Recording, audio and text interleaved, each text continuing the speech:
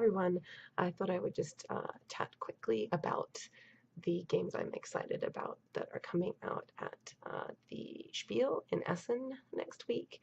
Um, there's a few that I'll talk about toward the end that are actually games I've already played, but still want to recommend them. But the first few are going to be ones that I haven't gotten a chance to try yet and have heard very good things about. So the first one would be Key to the City, London, by Richard Breeze, coming from R&D Games. I really like Keyflower.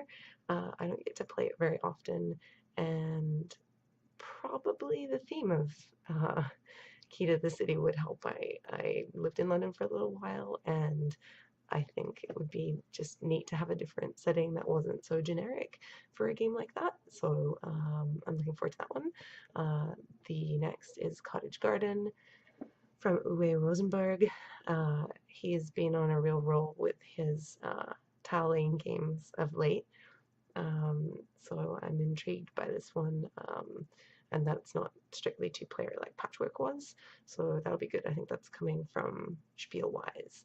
The next game is The Great Western Trail from Stronghold Games, designed by Alexander Pfister. I am not super keen on the theme, honestly, but Pfister makes great games, and I don't think it really matters what the theme is. I really would like to try it out. So, and another one coming from Stronghold that's actually out in stores already, but I think their main kind of con since it's been released will be Essen, is Terraforming Mars. It just looks fascinating to me, and there's a card with a dog on it, so I mean, it's got everything really. The next couple that I'm looking forward to are expansions. The first is the Mystic Vale expansion. I got to try Mystic Vale a month or so back. Really, really thought it was cool. Like, I like what they're doing with it, but the critique of many people, and myself included, is that there's just not enough in that game to make it worth replaying a lot. So I'm really excited to see what they're going to do with the expansion for that. And the next expansion is for Oh My Goods, another Alexander Pfister game. It's just such a great game. Like, what a solid like Euro game, but in a tiny little package that's just cards. So I'm intrigued to see what the expansion will do for that game. Yeah, sometimes expansions can just kind of add too much trouble to things, but I think it'll be a good one. Next game I'm looking forward to is from Renegade, called Clank. I believe this is available already, and I'm seeing a little bit more about it here and there on social media. It sounds like fun to me. I like the idea of building up heroes and trashing a dungeon to get stuff. So I think I played, I think it's Dicey Goblins or something similarly titled by Renegade at Gen Con, and that was a real fun push your luck kind of game. So I think I want to see what they've done with Clank. And last of all of the games I'm excited about but haven't tried is The Last Friday. I totally missed the boat on this one at Gen Con, and I'm kicking myself for it. I should have beelined for that game. I'm hearing mixed reviews, but as a horror movie fan, I can't pass it up, and I have it on pre-order from Board Game Bliss here in Canada. So as soon as it hits the stores, I'll have it.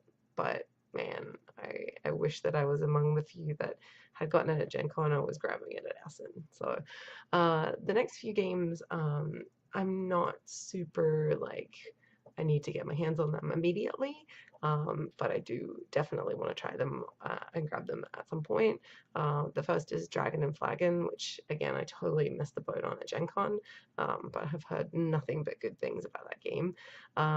Pandemic Iberia, I still haven't finished my Pandemic Legacy campaign, so I'm holding off on trying all of the new pandemics that are coming out until I get that one done. The Lagrangia dice game, no siesta. I like La Granja is a good game, and I just don't play it enough because too many games. It's a little bit of a steep learning curve for some people, and it is a little bit time intensive. So that's why I'm intrigued by the dice game. Maybe it could be more accessible. We'll see. Jorvik, I've played the Spiekerstadt, which is this Stefan Feld game on which this is like a re-release of. It's okay. A little take thatty for me, as if I recall. But I would like to see what the retheme has done for it. I wouldn't have really thought about it being a Viking game, but you never know. Pandemic the Cure has an expansion coming out called Experimental Meds. I play tested this at some point and thought it was super cool, so I'm stoked to see it finally getting a release, and I will get that at some point, I'm sure. And finally, Inish, sorry about the pronunciation, I'm not sure. I would like to try this. It's in the same kind of vein as Kemet and Cyclades, and those games don't really have a place in my collection. I do enjoy them. I've played Kemet a few times, but Innis sounds a little bit like a sidestep almost, and intriguing enough that I would like to sit down and see what it's all about.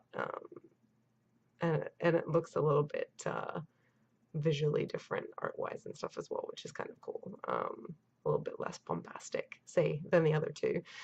And finally, the games that I've had a chance to try and would love to recommend to you. The Seven Wonders Duel expansion, Pantheon. If you like Seven Wonders Duel, you will like this. It's basically a pantheon of gods that come into play in each round. That you have the ability of grabbing them as cards, and they give you cool abilities that like seem really broken, but they're gods, and everybody has access to try and get them. So definitely worth the shot, that one. Adrenaline from CGE. This has been in development for a while. I tried a prototype at the Gathering this year, and then like a final stage prototype at Gen Con, and it is basically a first-person shooter Euro game, and it's so great. I love what they've done with it. Like you're moving guys around a map and picking up weapons and things like that, but at the same time you're strategically trying to take up space on your opponent's like wound tracks to get points, which is just, it's such a cool concept. I can't believe nobody's thought to do this before. So A+ on that one. Colony from Bezier. It's a bit of a city builder with cards, a little bit of dice going on. I played that at the Gathering, and I'd like to try it again for sure, but I really enjoyed the mix of like tableau building and using dice, so that's one I can recommend. Cry Havoc, which I believe has hit the shelves already, at least in limited release. Another super cool kind of fighting game, dudes on a map game, which I'm not usually keen on, but this one has such a unique combat system and way of dealing with how combat works that I find it like so much less frustrating to play than a regular kind of dice rolling combat heavy game. That one's terrific. Oceanus, which got a small release at Gen Con, I think is having its wide release for Essen. So fantastic. I've played it so many times now, with like a couple of people, up to 5 players. It's solid, it's easy to learn, it's enriching to play, it's fun, it's beautiful. Like, definitely give that one a go. Feast for Odin, I've had a chance to play that. It is hella heavy, physically and gameplay wise. It is, there's so much going on, but in a really cool way, and I feel like it's something that would need so many replays to really dive into the strategy of how to have an optimal play. It's a worker placement game, but you're also laying tiles in an optimal way to get bonuses and cover penalties. and it's a Viking theme, but it could really be anything. But it's fantastic. That one's coming from Z-Man. I really like the art on that one as well. Captain Sonar, which has had a limited release from Matago. I'm not sure if this is like a more full release from Matago or whether it is North American publishers taking it on. It's a terrific kind of real-time team battleship game. The networks, Gil Hova will have that there with him. Get your pre-orders in, otherwise I don't think you're going to end up with a copy. I think that Gil has done a great job with this game. It's super fun. I expected it to be heavier for some reason, but it's this great mid-weight strategy game with a great sense of humor about it, and just really like simple gameplay but depth of strategy, which I like, and I'm looking forward to seeing what he does with the expansion for that in the next year or so.